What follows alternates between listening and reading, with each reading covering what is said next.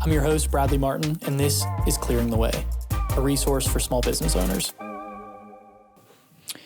Hello, humans. I'm your host, Bradley Martin, and this is Clearing the Way, a resource for small business.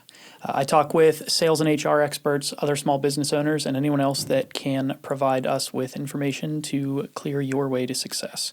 Today will be another expert episode. Today's topic, financial planning for small business owners. My guest today is Joe Piszczor, certified financial planner at Stein Wealth Advisors. Joe graduated from Mercyhurst College in 2005 with a degree in business management. In his time there, he was active in student government, was a member of both football and wrestling teams. In 2006, he started his first job in finance. He spent the next 12 years as a personal financial advisor. In 2018, he became director of financial planning. In 2020, Joe moved on to Stein Wealth Advisors, where he is still a certified financial planner. Joe's super active in the community here in Washington. He served on the boards of Leadership Washington County, Literacy Council, Southwestern PA, Financial Planning Association of Pittsburgh, the David Bradford House Historical Association. He is a 15-year member of the Rotary Club of Washington and a trustee of the Washington County Community Foundation. Joe is the host, or will be the host, of a soon-to-be-available podcast, Cup of Joe, where he will attempt to make people financially literate. In many episodes, Joe will choose a topic and try to explain it to me. I'll ask as many questions as I can that many of us likely have, and hopefully by the end we will be a little bit better informed. Joe, thanks for being a guest on Clearing the Way. Buddy, man, thank you for that intro, and super excited to join you, and been enjoying the episodes myself. I think you've had some awesome guests so far, and hopefully we can cover some cool stuff today. Yeah, hopefully we'll get something good. Yeah. So let's get right into it. Today, the topic, like I mentioned, financial planning. Small business owners, I feel like that's an area that can be easily overlooked as you're starting out. You know, you've got this great idea, you make a banging cookie, or you are fantastic at patios, or whatever it is that you do. But the financial side, that can be a little bit challenging. So to start, when you're talking to people about financial planning, let's start with what do you actually mean by that? What do we mean? And then we can go into some of the questions. But yeah. Let's start there. Yeah, thanks. Well, when we talk about financial planning, right, those of us that do comprehensive financial planning, right, those that are CFPs or those that write financial plans, we really try to build a full plan around all the main components of finance, right? Starting with cash reserve, and then your protection planning and making sure you have the right legal documents. And then, okay, if we're budgeting right and we have our bases covered, how do we do goal planning like retirement or these bigger goals? So and as the profession has grown over the decades, we've become more, I'm specialized. So some of us specialize in working with small business owners. Some of us specialize in working with charities, et cetera. So helping figure out like what is our foundation for wealth building, and then what are we really trying to accomplish here? So it's, the profession has really come a long way, and it's been cool to see that. But that's kind of what we mean when we say like financial planning. But it's a very broad that covers topic. A lot. A ton. That covers a lot. Okay, so we know what we're talking about now. Fantastic place to start. Okay, so I am considering starting. Let's start. I thought a good way to kind of approach this would be work through almost like a timeline, and see how things change as we're in different phases of business. Mm-hmm. So I'm about to start out. Are there anything in particular that I should be aware of? Is there something like splitting? Should I be splitting my personal expenses and my business expenses? Is that something that needs to happen or should happen or is suggested? Or also, before we get too far into this, it is important to note that while Joe is a financial advisor, none of this is all, we're all speaking generally here. I clearly know nothing. So my advice is not advice. I'm just asking questions. Joe's advice is also not advice. It is just generalized. We're speaking in generalities Yes. here, but for that, if anybody has questions, we'll get them to the right resources. And I think for the point of our conversation today is to kind of break down some of these barriers. I think a lot of folks, especially when you start a business and you're saying, hey, I'm out here doing this thing, they get afraid to ask. And a lot of us are starting from a place, I mean, I don't want to generalize, but I mean, a lot of folks are starting from a place of not having a ton of fiscal literacy in the first place. So, right, and you went to Trinity, I went to McGuffey, like respect all those great school districts, but there's not a big opportunity for them to teach. And our teachers stretch hard in this county to teach finance, but it's difficult to embody good financial practices. And then when you get into business, you add another layer of complexity on it where you have these taxes that you need to pay to Uncle Sam and this payroll thing and there's the city, I owe them taxes as well. So there's another layer of complexity on it where if you're not, and I think that might be a good place to start, Brad, is when I see people, whether they're, hey, I'm starting this business from the ground up, I'm trying to pick up a side hustle just to supplement my income, or I'm just pursuing my passion and I need to formalize it into a business for, whatever reason, you try to start as in a solid personal well-off financial position as you can. And what I mean by that is adequate and well-placed cash reserves, right? So first foundation of financial planning is your cash reserve. So think of it this way. If you're operating with a single income, whether it's like, hey, it's a two-person family unit and one person works, well, you need about 6 months because you're relying on just that job. If you're on double income or an income and a half, right, you can go 3 months of your expenses, but let's say you're taking this new risk on of starting a business. Hey, I'm going to have less hours at work to put more into the cookie business we're talking about. So I'm taking that risk. Therefore, we may want to have a larger than normal personal cash reserve to start this business venture, which we're all excited to start or get your idea off the ground, right? But as long as you're on good fiscal footing, you will be better off to let the business do what it needs to do, where we don't want you to have a personal situation where you need cash and need to go take more out of the business before it's ready. On that same foot, having an appropriate cash reserve for a business. We see a ton of businesses, and I think with Laura and the folks at Ignite and Max, like they have appropriate reserves before you pull the cord, because once you're out in the work environment, I mean, once your business is open, it's hard to like stop it, start it. So so let's say we're in a situation where we don't have that though. How can we set ourselves up to either start building that while we're let's say, let's actually take my situation. You get laid off from your job and now you're starting your own thing. How can you prepare yourself or take advantage of that circumstance and not fall behind or still be building that reserve so that in those difficulties you have something to fall back on? Absolutely. So it's just, and you were a football star. We all know you were a football star back in the day. Yeah, it's very true. So if you don't set out that goal of, hey, this is our goal, you don't know what you're shooting for. But I think a lot of business owners, individuals, all of us, like we don't have that ingrained, like, hey, this is my base level cash reserve where it should be at.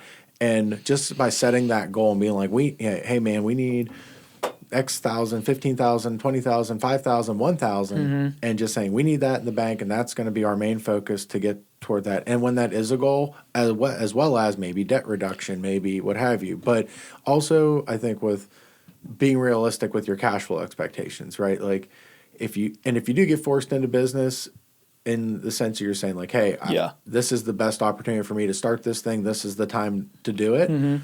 That's great. Just be realistic with what you're doing and know that goal is in mind, because you won't truly be stable until you have reserves and I don't want, use debt as it's appropriate, but lines of credit, if you're a business, Yeah. if that's like some businesses, it's better for them to have a line of credit just because of their business flow or however it works for them. But I hear what you're saying, but knowing that a goal is a cash reserve, and So- yeah, that is a big So one. how should we try to come up with, like, let's actually even take a step further into that. How do I know what, like, how should I look at what I actually need to have in that cash reserve? Should I be, do I just look at all my bills for each month and then kind of add that up? Like, how should I be approaching Right. that? So it's expenses, right? So if say, and let's deal with like a personal situation, right? Something we all have, right? This is my housing costs, my food costs, my debt service, paying off my bills if I have those, my utilities, my extras. And let's be realistic with those extras, because a lot of us look at what you spent over the past few months to see what you really spend on X, Y, and Z. So knowing what my normal outflow is allows me to be like, okay, what is 3 months? If it's 5,000, then it's 15, and then I can set from there. Now, when we transition over to the business side of it, like a business reserve, that's a little bit different, right? Because payroll flows are different. Your seasonal flow may be different. Your contract flow may be different. So that's where a contractor is different than, a grocery store is different than that. So that's where you can get into a lot of business planning around like that with and that's more like business finance and their taxes and talking with their CPAs. I think work with good counsel is also appropriate. So have a good CPA when you start out, have a good attorney to help you draft your legal documents, your LLC, et cetera. Have a financial planner, right? If you need a counselor. But I mean, we're going to be coming in more on the coaching side in the beginning of a business getting started. And then when there's excess wealth, helping you invest it the right way and get to those longer term goals. So when you're starting out though, like, are there ways to handle those things without having to use somebody else? Right. Like, are there tools that I can use, or are there, I'm just imagining, like, if I'm starting. Right. You might not need all that right now. Well, I might not need everything. And also, it might be difficult to figure out who I need to talk to, what I actually am looking for. But like, are there anything that I should be, anything that I should be keeping track of, or anything that I should be doing that I can do on my own that I don't need outside assistance for? You definitely want to start tracking like the expenses of the business. And you had brought up, when do I separate, if you're going to have a side venture, it is always a good idea, I would say, to keep that separately just so it's easier to track and differentiate or to prove, right? So down the road, if you ever need to validate these expenses to somebody looks like we might need to soon. Yeah. So we got some new agents in the government. Well, I mean, hey, that is the way we make money in this country, is by collecting taxes. So, but I digress on that. It's more knowing that you will owe these things, right? Yes. And I think that the bill is coming. Well, if you're going to make income, be realistic with what taxes. And I think the surprise to a lot of folks, and I think you could have some CPAs to talk about this more in depth, but if you're self-employed, you're now paying both sides of these taxes. Yeah. So you're paying the employer side and your side for Social Security, Medicare, all that. So understanding that flow. Now, your first year, like you haven't proved it, you still owe it. Yeah. But once you've made income, you're obligated to pay with what you assume you're going to make. So if you're making some level of money, that accountant will be worth their weight telling you, here's your quarterly estimates and here's what you pay every quarter, so you're safe harbored into that and all that. But that might be a little bit further. And this is the thing, I don't know what level people are starting their business off, so we keep it broad. But just know that, taxes will be due. Yeah. You probably will need to be insured to some degree. Yeah. You probably will need to be incorporated into some sort of entity, whether that's a S Corp, C Corp, LLC, et cetera, sole proprietorship. Like, by default, you're a sole prop. So, but if you have assets or you have anything that you may not want liable with whatever this business might be, but depending on your business, if you're dropping trees, you might want to be your assets separate because, oopsie. But, get the proper training first before you get dropping trees. Anyway. Yeah. Well, and there's also, like, I know QuickBooks if you're using that, or like something like some similar tool. I know they have a way to, like, they'll tell you what your estimated taxes are and some things like that. A lot of the softwares are pretty cool.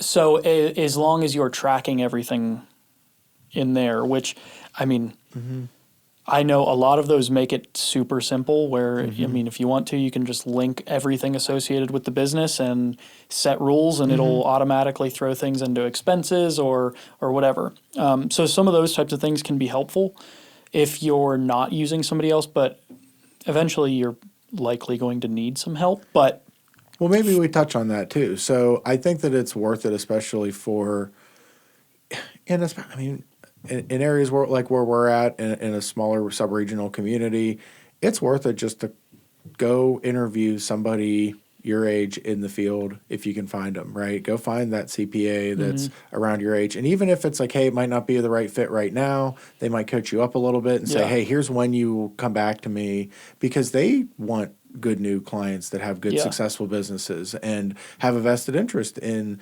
helping to some degree. And if you don't fit from a personality standpoint, cool. Like, hey, I just know that, so don't feel like you're gonna get a huge bill to go in. You're fine to ask, like, hey, what would a consultation cost me? If I send you my tax return, what would it be for you to give me an opinion? And they might give you a free opinion and some ideas, and that's a way to like see if we're a fit, because you will need counsel down the road, and you need to trust these people because like they're handling parts of your business. You know? And the longer you go, I feel like the more complicated your situation becomes. Yeah, so, I think it's a professional service intimidation thing, and I don't know. It's not people. Well, don't I'm need saying to from do trying that. to do it yourself. Oh yeah. So totally. sure, you can probably do it for the first couple years, but the larger your company grows, once you start adding people and you've got all of these things going on, it's probably going to become difficult to handle on your own. Can you do it? Maybe, probably. And can you change your own brakes? And you just make that determination. Like, and if you love changing brakes and that's worth your time, awesome. But, and I mean, that's with everything these days. You know? Okay, so we know we should be splitting our expenses. We should be splitting income, all of those things. And we've also figured out that I need to have my cash reserve personally, but also on the business side. So, and I think we may have breezed over this, but basically for those, we're figuring out what our expenses are, and we are, you said 3-6 months, depending on your situation. And businesses, certain businesses might have it's just that where you can really differentiate, because some businesses, 3 or 4 months would be great. Sorry, we keep tapping the table, but with some businesses, it might be a year because they get all their money right at Christmas. And so they might need a larger cash reserve, or some businesses might need a 2 or 3 year cash reserve because their economics are in that level of wave. So, then when so it can get pretty broad and deep with all So that. when you're looking at it from the business side, should you be like, I guess you would need to know how to project what you're going to be making. And that's when you're getting into like longer term tax projections and... Man, that's so difficult at the beginning then. Right. Like if you're just starting, how in the world do you even handle... I mean, I guess you can start small. A lot don't have any, and that's where they run into so that's what trouble. We're trying to fix though. Right. That's what we're trying to help. So I guess maybe... It's like, okay, I've been in business for 3 months. Now use that to project.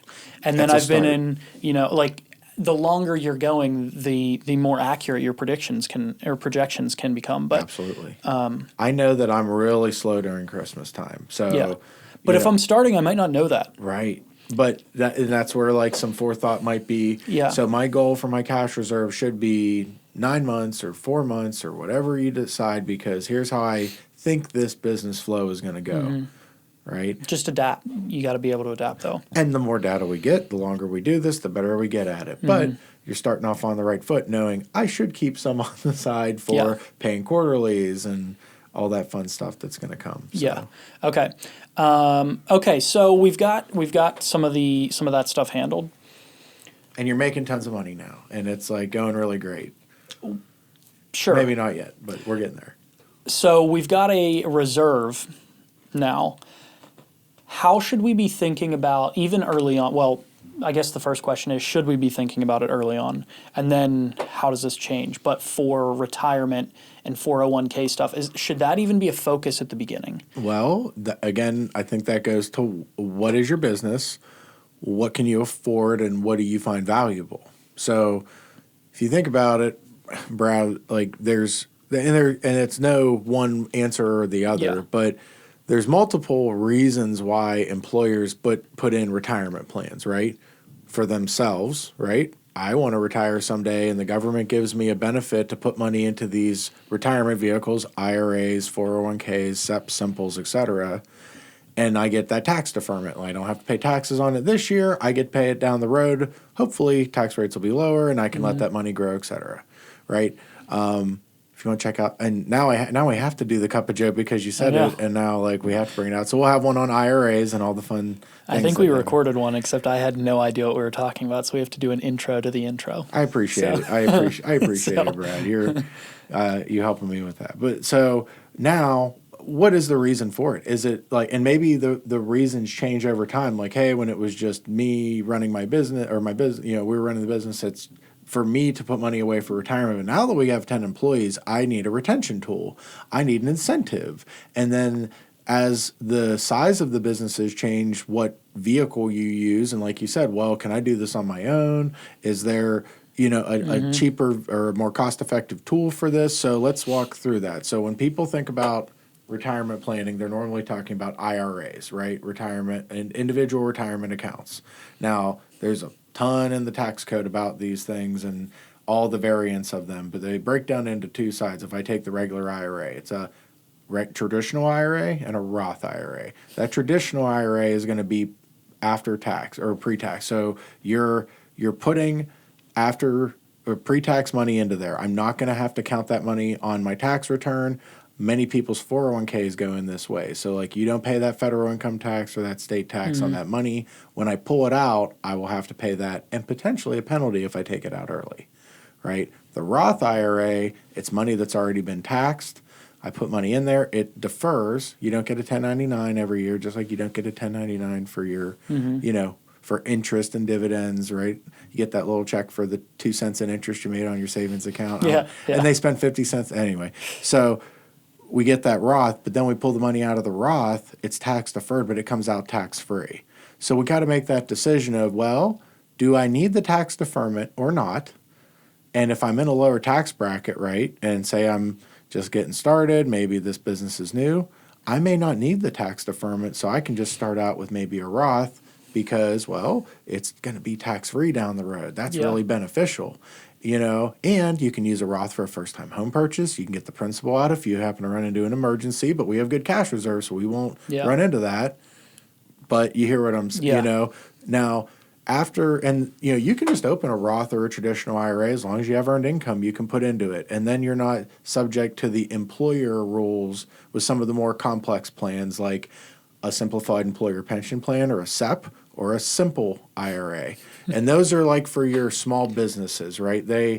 It's like if they took a 401k and necked it down to 401k easy, right? Okay. That's what the SEP and the simple are. It's hey, I need something a little more complex than a traditional IRA because, the contribution limits aren't that much at $6,000. So, and $7,000 if you're over 50. So that doesn't work for a lot of people. Yeah. It's not. And it's difficult, for the employer to put percentage matches into that. The SEPs and the Simples have, basic rules that are here's 2 sets of rules that you can go by and get a deferment for the business. They're going to get to deduct that money, that they put into there, get a deduction because they put it in. And then the employee gets to put in some of their salary. So it's an employee. But it's, more basic. Now, as a business gets even more complex and wants more features and needs more accounting, you have these 401k things. Well, so before we get there, so my first question is, do you help businesses set these kinds of things up? Part of our job is working with the businesses and the owners, figuring out what's best for us now for what we're trying to do. Okay. So then let's go a couple steps into, you just covered a couple things there that we can do. So And you touched on some reasons that maybe we are doing these seasons. At first, for me, I want to have something for retirement. But once I'm starting to add people, now it becomes kind of an incentive and an incentive for employees amongst other reasons. But when I'm starting to set those things up, that seems like something that I'm going to probably need assistance with. It seems a little bit more challenging to do. But what are some of the things to be thinking about? At what point should I be adding a 401k or the SEP or what was it, the simple, whatever those are? Right. I think once your cash reserve is at a reasonable level, you should always start, because time is the thing that we can't get back in investing, right? And dollar cost averaging, and I think we may have done one on that, but where we're putting in a little bit of money at a time, and that kind of evens out our cost. And think of it, Brad, if I have a cash reserve that's a little bit bigger than normal, what if I got a good opportunity on a cheap market? Like right now, this market seems to be pretty cheap. It's down. And then that excess cash reserve is something that you could deploy in. But you hear what I mean? Yeah. So with that dollar cost averaging, putting a little bit in to average out our price over time, those type of strategies help us build that. And then as soon as you can start that systematic savings, you're building the habit of getting it in there, and it really does. The longer time you give your money to compound, the more you get. So once I've got that cash reserve, we keep coming back to this, but it keeps coming up. So should you keep adding to those things? Good question. So cash reserve should be reflective of your budget, right? So as in a year like this, what happened to my budget? Did inflation drive most of our budgets up or down? This is like the first time we've all, for a lot of us, experienced like a severe inflation jump in 1 year. So a lot of people's cash reserves changed this year, right? And when we go back to the clients and say, hey, can you take a look at your budget? What's the budget? They're like, hey, your cash reserve should actually be a little higher, as well as if your cash reserve doesn't keep up with inflation, right? And what have checking accounts been paying the most of our adult lives? It's money markets, savings accounts, CD rates, right? We haven't seen anything like that since the early, and I'm old enough to now say this, but like the middle 2000s, like 2006, 7, 8. So cash doesn't keep up with inflation, so you more than likely will have to add to your cash reserve continuously. So just continue to look at your expenses so that you know. It should be closely reflective. Yeah, whatever I've determined is my ideal whatever I feel comfortable with as my cash reserve. And hopefully as we see some higher interest rate environments here, right? Like if you're trying to get a mortgage, it's not so great now. But if you're trying to buy a CD or a treasury bond, it's a lot better now. So we should see an environment where people can invest that cash reserve in something that's more fixed and guaranteed, hopefully to keep up with inflation. The system is sorting through some temper tantrums right now. So that's how I like to look at it. But does that make sense, right? Like, so you want it we to need keep to up. continue to examine if your expenses change, your reserve should change, whether up or down. Totally. But whatever you feel comfortable with as your reserve, whether that's 3 months, a year, 3 year, whatever you deem is perfect for you. You and your counselors decide is appropriate. Adjust that based on your expenses. Okay, so now we are starting to get into the 401ks and all of that stuff. So when I'm starting to do that, how do I prepare for that? Like, is there anything special that I need to do? Obviously, generally speaking, to prepare for that. I think figuring out like what as your business grows, right? What are our needs and wants now? What is the purpose of this? Is this just so I, the owner of this business, may one day be able to not have to do this, right? We all get into business for different reasons. A lot of us, it's so we can retire someday, right? Like, hey, right? Like we want to, and we want to do something we like doing. Yeah. So that if that's it, that's great. And you can maximize your dollars spent toward that goal, right? If your goal is to get as much in for the owner of the company, that's fine. A lot of business owners, that is their number one thing, because perhaps their workforce, it's not important to them. Now we would hope that everybody wants that to be important to the people that work for them, right? I mean, dignity in retirement is something that I think we all, have a right to some degree and all that. But some employers, they say look, it's myself and one person and they don't care or what have Yeah. you. So I don't know. I don't want to tell the employer what their goal is. But for many of them, it's like, I want to bring the dignity of a financially stable retirement to my employees that I care so much about. And they're like, I want to put money into this for them, and I want to make sure that they're getting the coaching that they need. And that's really where we would come in and then help coach these employees to whatever degree is reasonable, and say, like, okay, here's the plan. Here's how this savings thing works. But trying to educate them as to Social Security, Medicare, how all these different components work. Because remember, Brad, like, there was a big change before we got here. In the 70s, people had pensions. It was always a three-legged stool. You get Social Security, a pension, and your personal savings. Well, in Appalachia in the 70s, or and everywhere else, like, these pensions kind of went away. Now, you can still find pensions in government work or certain sectors, but they're not as prevalent, right? What replaced pensions is a way bigger personal savings bucket, right? Where personal savings, people would pick up some Coca-Cola stock or some Ford or whatever, and grandma and grandpap would always have a couple stocks on the side.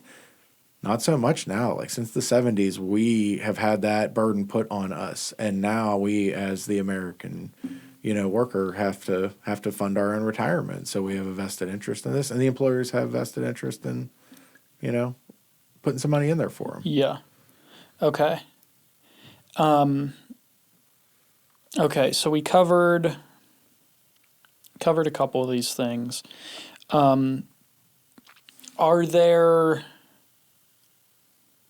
Okay, this is kind of an interesting topic. Kind of change. Well, before we leave, like, the retirement stuff, is there anything else that you think is important to be considering when you're either maybe not starting, because I feel like we kind of covered that, but as you're beginning to scale your business, how should you? Is there anything else that we should be thinking about with these different retirement plans, whether for us or for our employees? I think it's just including everybody in the conversation, right? So if we're all on the same page, right? I oftentimes see employers they'll do something exceptional for their workforce, but they don't communicate it in the right way, so it doesn't look like a benefit. And or if you're going, whatever you're doing, just make sure that everybody's on the same page with that, because it just adds transparency and it gets a better result.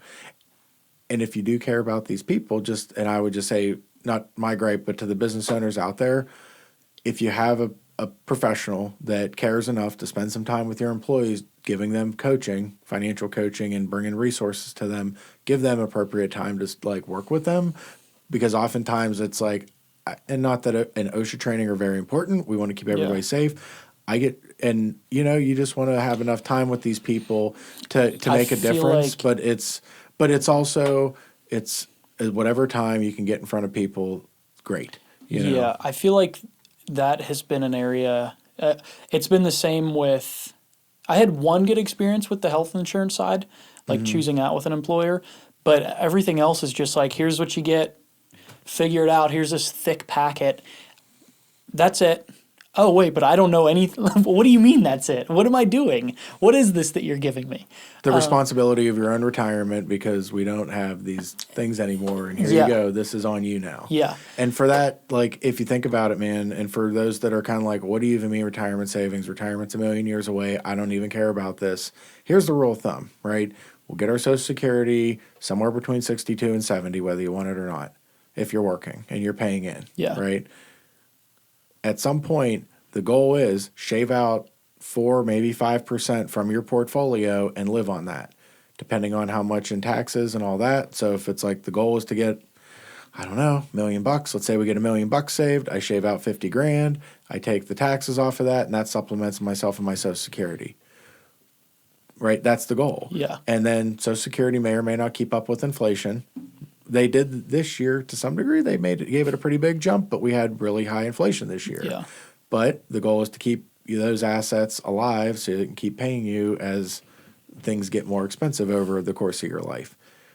Now, good for us. We're living less than our older peers, but that'll, our life expectancies are the first ones to drop back. You saw that? I don't know. So that helps our retirement plans technically. So it's cool. Yeah. Nice. So we're good. Yeah. Nice. Does that help, man? Yeah. Like, you get where I'm going with it? Okay, cool. Okay. So let's take a little bit of a little pivot here. So, thinking about, planning for scaling financially. So we've got our cash reserves now. We have a couple employees and we've got some type of retirement plan set up for everybody. Yeah. Fantastic. But now we're looking to kind of take another big jump in business. How can we manage that? How do we manage that? How should we be thinking about our money? Where do we pull money from? So where's it coming from? I mean, and this is something that where you would kind of start by this point, hopefully forming that team of consultants around you, right? Yeah. And who are the people that a business owner needs to have in their pocket or in their corner? Your insurance professional, right? Your business will more than likely need some level of corporate insurance, and you better have it right because you don't want it to be wrong when something goes haywire. So you have that insurance person, you have your tax person, you have a legal person, right, for all the LLC filings or hopefully not other stuff, but your contracts, et cetera. Yeah. Maybe you have a financial person like myself helping you administer your SEP plan, we'll say, and giving you some coaching and getting you sorted out. Who else do we need? What do we say? Insurance, we got accounting, we have legal, we have finance, and a banker. You need a business banker. And that's where, is it better for us to have a line of credit? Are we having a collateralized loan on our building, or we maybe don't want that? I mean, that's where you can work with your team. Okay. Because there may be tax advantages in one way over the other, and that's where you're coordinating between these different folks to say, like, what's the best way for us to operate? Because every business is different, and it's like, we don't want to operate off a line of credit. For some, that is like perfect, and they have a good rate at the local credit union or banking institution or savings and loan, and we have a lot of good sub-regional lending around here. We still have a ton of credit unions, a ton of savings and loans that are still active. So I mean, poke around. There's good stuff. But anyway, so that's like your suite of folks, and then you would work with them. I would say to be like, how do we work through this expansion? Do we need to finance it? What lines of credit or debts are we taking out? Or are we just simply putting aside X dollars for X years to do that? If we need to do that, how do we? Well, and I think some of that can be learned if, it kind of comes back to know what your goal. Like, you've got to figure out what your goals are. We're going to expand by 40% this year. Yeah. For that, we're going to need another warehouse. Yeah. Or I mean, even if 5 years, this is where I want this thing to be. Okay, I can start kind of preparing for those things. But if I don't know if I don't know where I'm going, how do you plan when you don't know where you're going? Well, that's why we have you to help clear the way. Yeah, well, that's hopefully what we're doing here. That's what's up. Yeah. Okay, so you got to figure out what you're trying to do.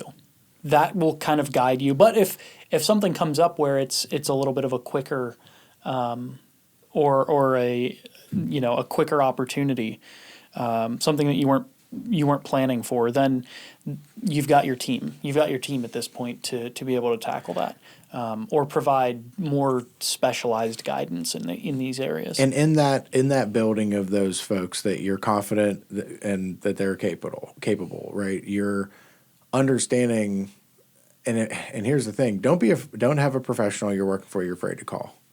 If I'm afraid to call you because of either a bill I'm going to receive or something like that, it might not be the right.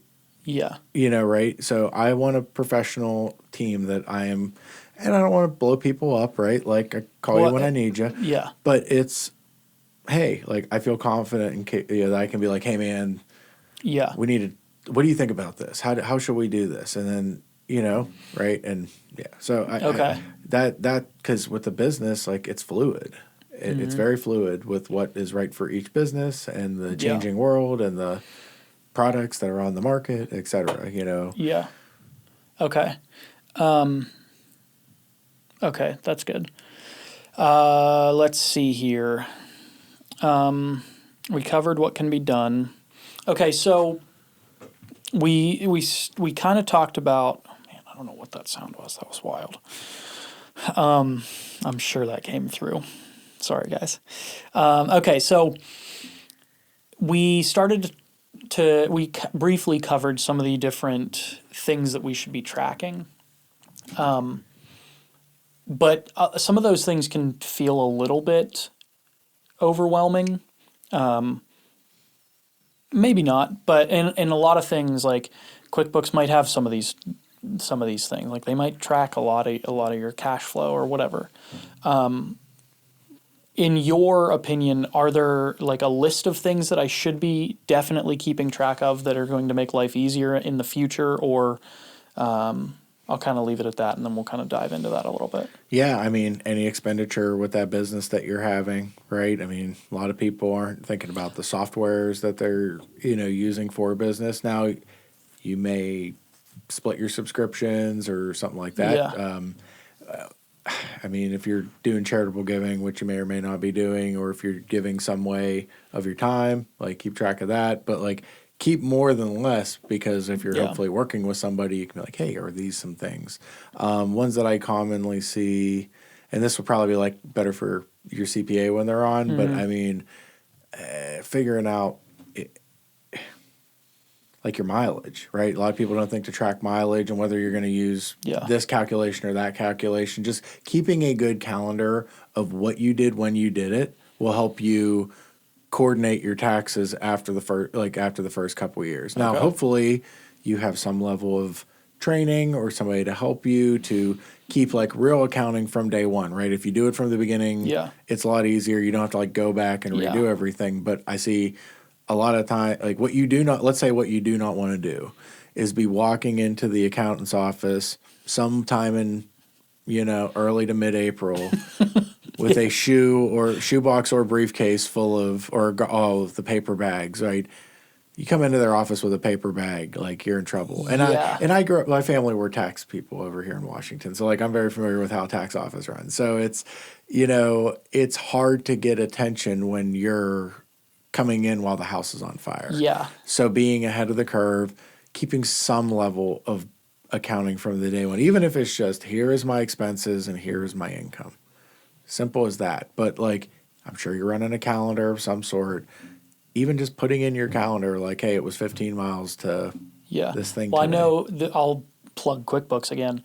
Their app it does a lot of the time tracking. Now, if you're using that, beware, it sucks your battery because it is just like constantly on. Totally. I mean, it's super annoying. I ended up turning it off and now I don't track it, but it has the fields for mileage, for this, for that, like because it's a tax software. You can manually put it in, or it will automatically track it, which is fantastic. But again, and creepy, it will and its own right. Super creepy, right? But super convenient. But convenience at all costs destroys your battery. Yeah. So what are you gonna do? So, but yeah, I mean, those are some things. A lot of people forget that, and then they got to go back to their whole calendar and recalculate their miles. But I'm dealing more on the finance side, but I can't speak briefly on the tax stuff. Yeah. Okay, so we've covered a lot of the basics. There was one question that came through on Instagram from Jeff. Ooh. And Jeff was interested. Again, this is all generalized statements here. Totally. During turbulent times, what should we be investing in? Stocks, real estate, other things? Where should we be looking? I love this question. Well, anything on sale is always good, right? So we know, and just like we were talking about, if I know what I inevitably want to own, right, then I can kind of go get it. Well, what's on sale right now? If I'm a dollar cost averaging person, I'm putting that $100 or whatever into my 401k every month, and my employer's dropping $25 because they're super nice in there as well. We're buying shares, but we're buying them now when they're at a lower price. Now, what I would say to your buddy Jeff, and where the real opportunity I think in lies, is taking a look at some of where the cross opportunity is. So, yes, the financial markets are volatile right now. They're 20% off of our peak since the end of the year, right? So like we're in between contraction and recession. More than likely, we might have trickled into a recession here or there. World's dealing with a whole lot of temper tantrums and different stuff and COVID and all this, fun stuff, right? Yeah. The economies of the world will inevitably go through contractions and recessions. That is just since we made markets with the Dutch. That's how the thing rolls. Now, is globalization change this game? All that, sure. But like, if we're accepting that ebbs and flows are inevitable, where's our cross opportunity, right? So this year, a couple of the things we have been considering. Now, remember, everybody's situation is different. Talk to your counselors before you do anything, et cetera, et cetera. But we have the remainder 2 years of Tax Cuts Job Act. We have inherently lower federal income tax rates this year. Many IRA owners have some security in their portfolio that's a little bit down or a lot of it down. Well, we have this tool called a Roth Conversion. Now, everybody's tax bracket's different. You need to think about this very much and consult with all of your tax and financial counselors. But let's say, Brad, you have 5 things in your IRA, right? You've been saving diligently. You didn't quite get to SEP yet, but you've been dropping your $6,000 in your IRA diligently for the past 5 years. Yeah. And now XYZ mutual fund or ETF is now down 30-40% because of this recession. That's not fun, right?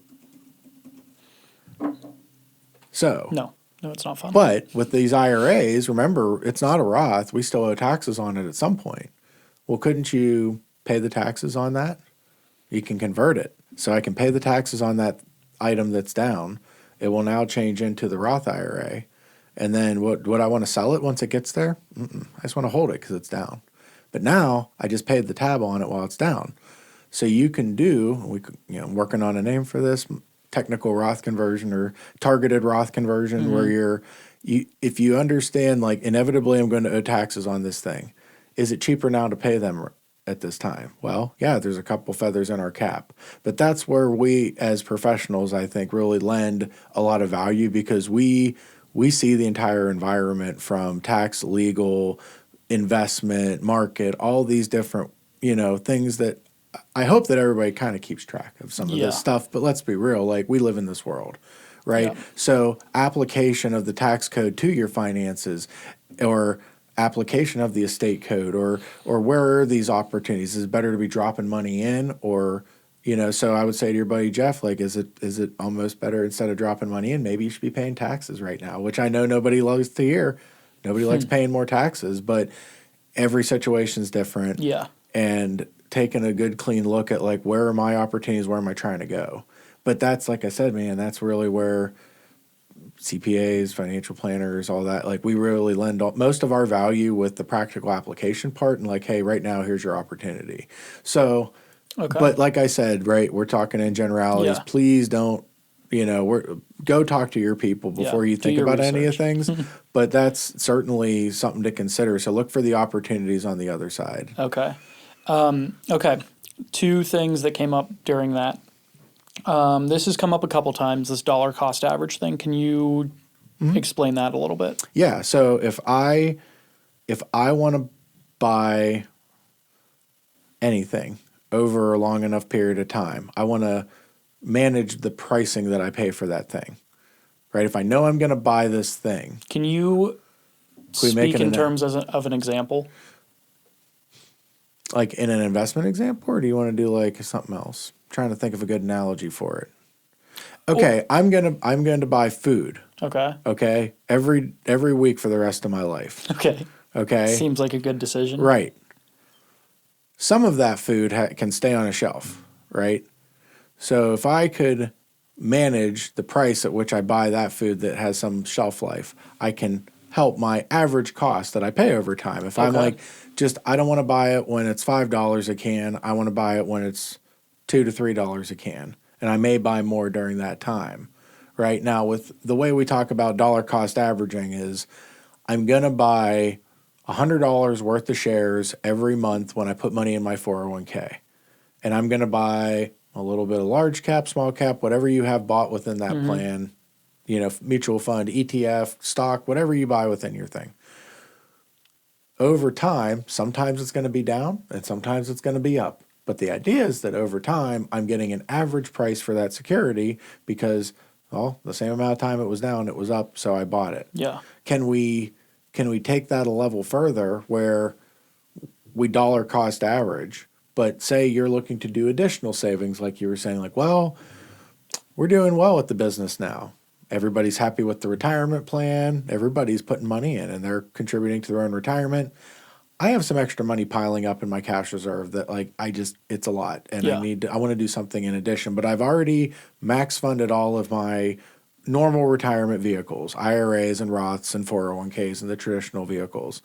You can always have what are called brokerage accounts, non-qualified accounts. If you have somebody like a spouse, you would normally do a joint account, and then those get taxed where it's like interest and dividends. So like you get a 1099 and the interest dividend thing, and then capital gains if you sell or buy anything. So now we're getting, but what don't we have to wait for? We don't have to wait to be 59 to get to that account.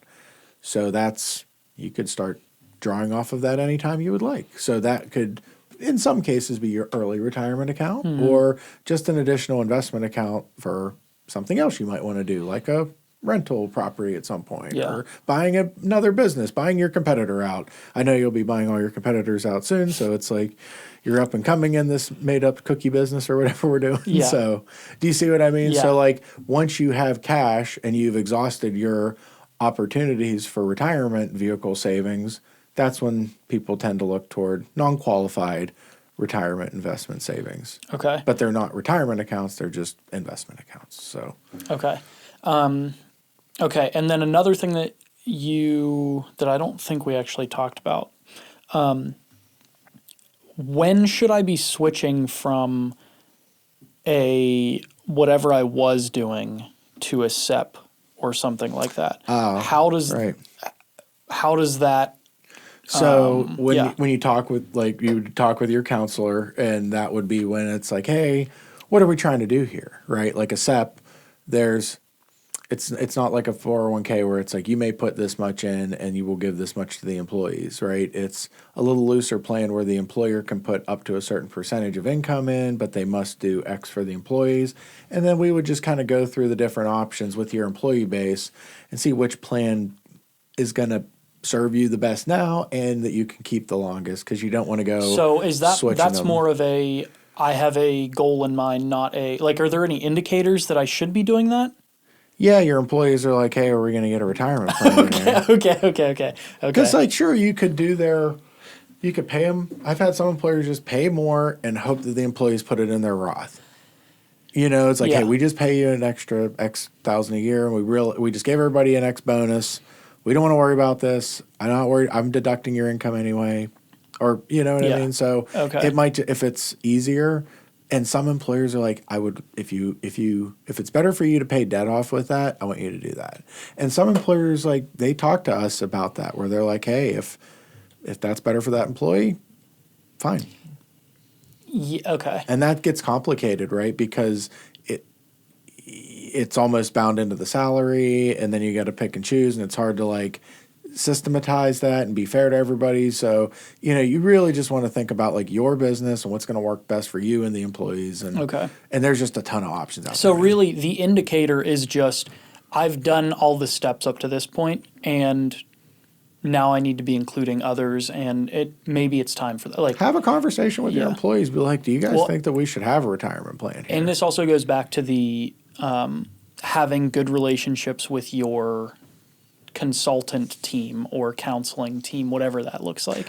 Another indicator, and maybe my CPA buddies would say this, the first time that you look at your tax, what you're going to pay, and you're like, what?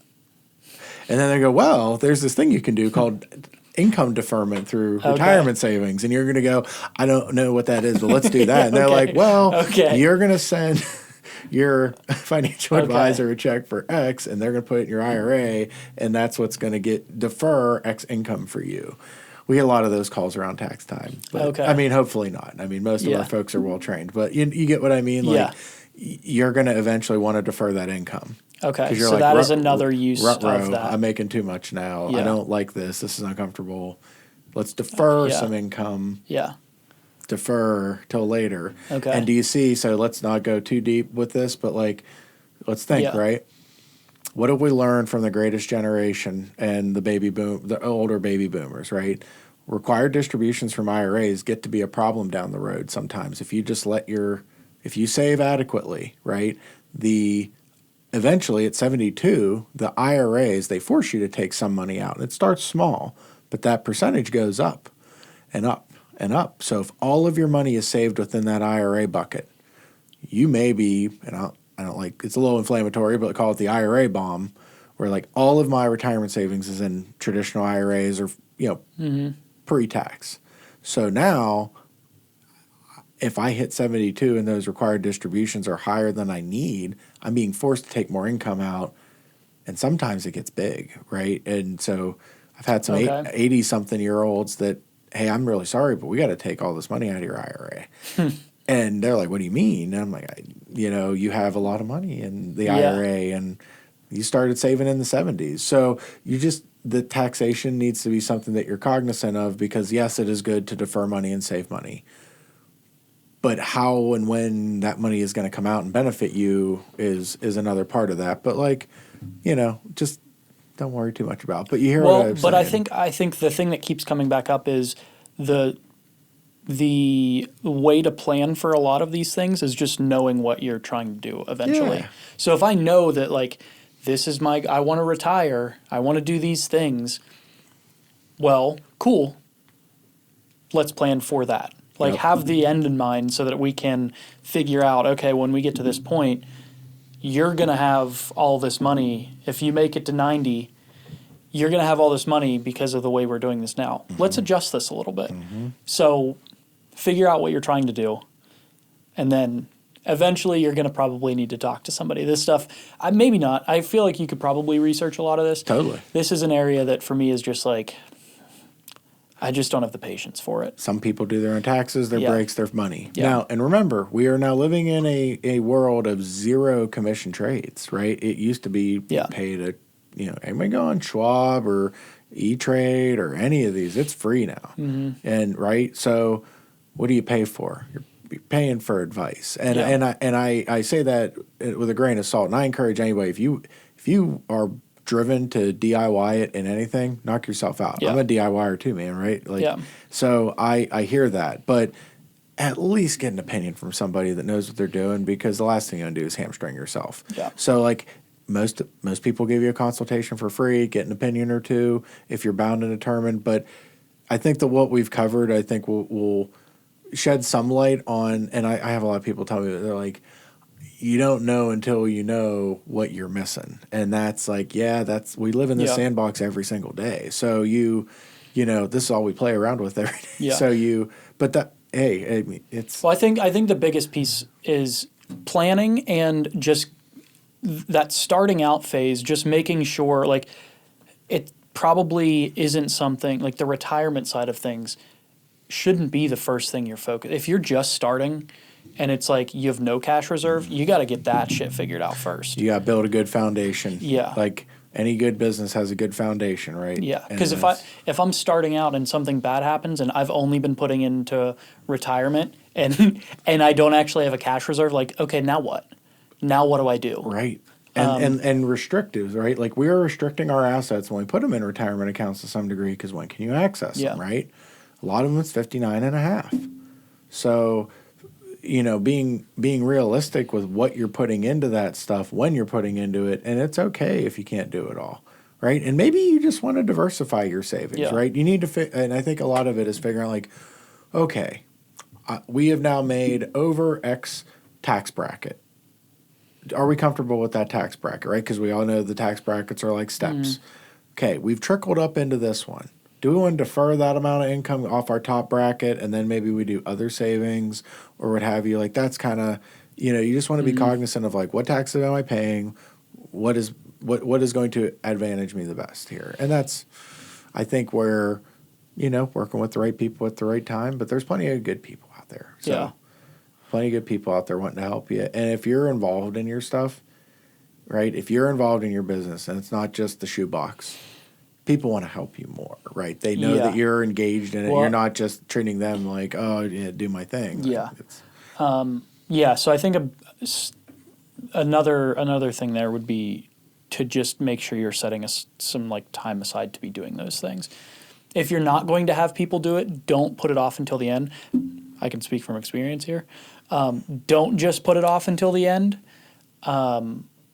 Set up some time, whether it's monthly or weekly or whatever that is. Obviously, the more frequently you do it, the less time it takes each time. But make sure that you're you're doing those things somewhat regularly, so it doesn't come to the end of the year when you say, "Oh shit, I'm going to be out. What have I got? I'm going to be out for the next 3 days. I'm going to be out for the next 3 days." But also, I'll look at this bill. Where did this come from? Right. And I mean, do you want to be put in that situation? It's April 14th or 13th, and these people are rolling in with a bunch of like, come on. Like, is that the kind of client you want? You know, like that's, and not that, you know, I love my CPA folks and my accountant folks here. I mean, everybody around here will help you out. Like, but it's, you know, kind of knowing what you're asking for. Yeah. It's kind of like you said, like knowing that these are the things, and I think this is where your podcast is lending a lot of help to folks, is like, here are some things that you may not have even knew to ask about. Yeah. You know, so that's, yeah.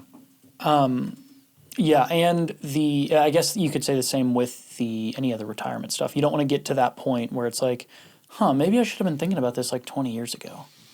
Yeah.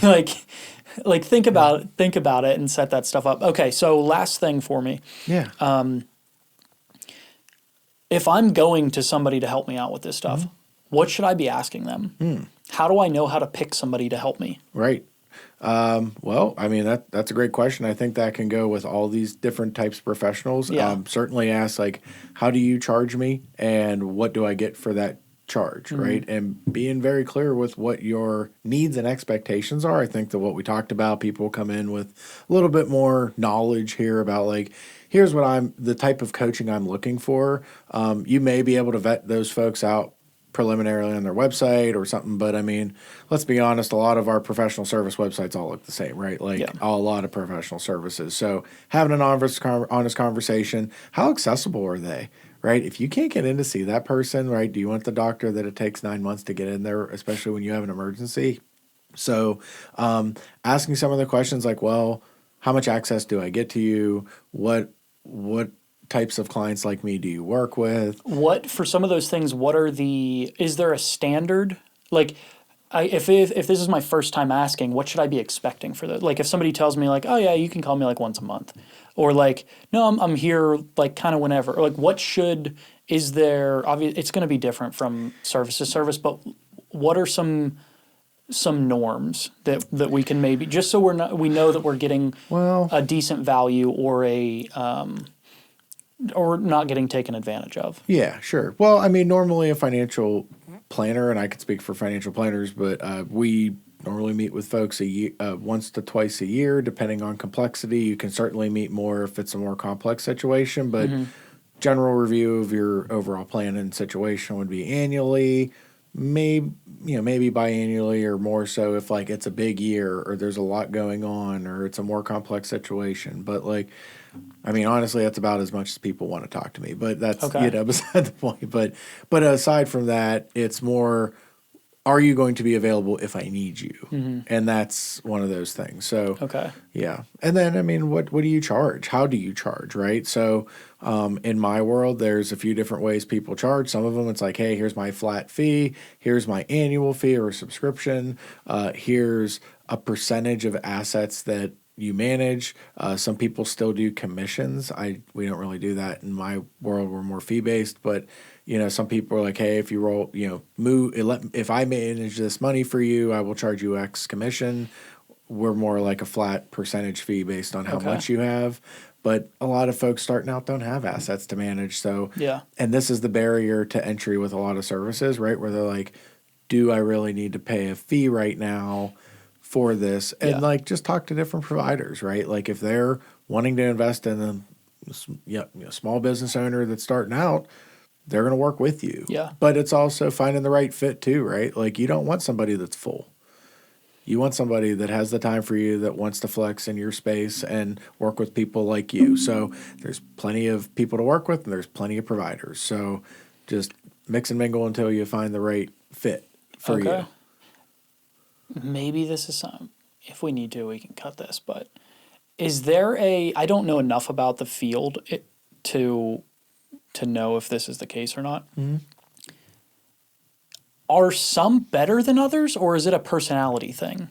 You can look at a couple of things. One, you can look at tenure, and every one of us that are licensed have U4s, where that's like our permanent record. So if you ever did anything naughty, that's on there, and you can go to BrokerCheck or FINRA.org, and you can check people's like permanent record if they're like us, and get a way too much personal information. But you can. I think it's good. I think if you did something bad, either get you out or.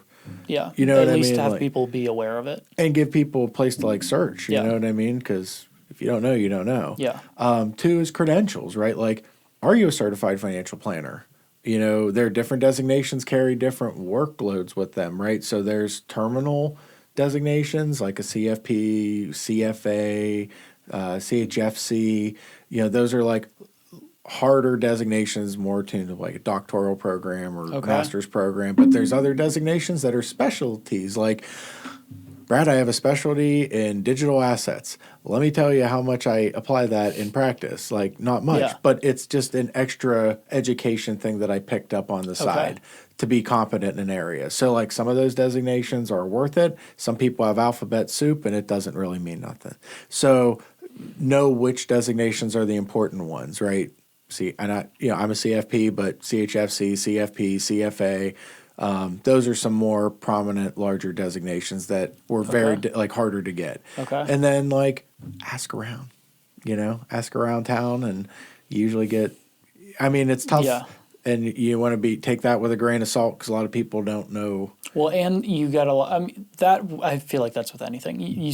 Anytime you're asking about people, like there are some cases where maybe everyone has a bad experience, but there also might just be like, oh, your personality just does not work well. Yeah. Like you guys just don't mesh. Maybe instead of like ask around, interview around. Yeah. Like I always tell people, please interview a few different practitioners because I don't want this not to work. So, we hope for long-term relationships. We work way better when we work with people long-term because we're making long-term plans with them. Yeah. So we want these relationships to work out long-term because it's in everybody's best interest. And that's really, we want to be a win-win for everybody.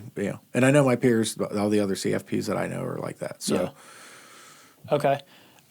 Anything else that new or growing small business owners should know about planning? There's so many things that we could have spent way more time on, but I think that one thing that I would say, and I saw a couple on your last few podcasts. So, oftentimes the insurance part gets very expensive. So like if you're making reasonable money out of your business, that income that you get out of that business may or may not be the largest asset that you own. Think about it, right? Every paycheck that you got out of your business times the amount of years that you could probably run the business for. And where it gets real expensive is own occupation disability insurance, right? So, but as our business gets successful, like you should ensure your ability to work, right? Like if you go to when you were in the fracking industry, right? They normally gave you like disability, life, and a couple other package deals, right? Yeah.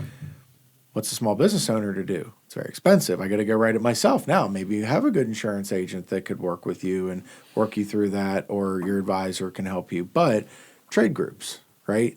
Oftentimes, people overlook their local trade group, and for service professionals and all that, we're a little bit looser, but many of them will have a very inexpensive term and disability policy, maybe even commercial insurances for you. So you're like, oh, do I need to join the trade group yet? It's $200 or $300 a year, and what do they do for me? They have group underwriting insurance, and you get a way cheaper DI and life policy. And like, I know that we all want to put that stuff to the back of our head, but like, if you want to do a real business, build a real business that's, you need to have that insurance. You need to back your spouse up if you kick it, because they're relying on your income or whatever. So you hear what I'm saying. So, but if anybody needs help that's here, they're obviously more than welcome to reach out, and we're happy to help anytime. And I love talking, as you know, I love talking about this stuff. I'm very passionate about it. But I just want you all to be successful out there, man. We got so many cool businesses popping up in this area, and everybody's coming back home, and like, it's great. Like, we're coming back. Yeah. It's happening. And you're a part of it, dude. Trying. Any last Anything else? Nah, man. Thank you for doing what you're doing. We appreciate it. Where can the humans of the world find you? Yeah. If they're looking for any help or anything. So you can actually, I would recommend everybody check out my disclaimer on steinwealth.com, and you can do our broker checks and all that if you're curious how that works and see my permanent record. But all of our disclosures are on there. Keep in mind, this was not specific advice for anybody individually. If you want that, go to your counselor or give us a call. Check us out at steinwealth.com. You can come in for a complimentary consultation, or just check out what we're dropping. We also have a YouTube channel where my partners and I post some videos, and like Brad said, we might be rolling out some new content here. So yeah. All right, cool. Thanks for coming on. Thanks for being a guest. Follow all the things, share it with all your business owning friends. Because hopefully this stuff is helpful. So you're helpful, Brad. Thank you, man. Till next Appreciate time. it. You're awesome. Thanks for listening. See you next time. Thanks for listening, watching, wherever you're consuming this. I'm your host, Bradley Martin, and this is Clearing the Way, a resource for small business owners.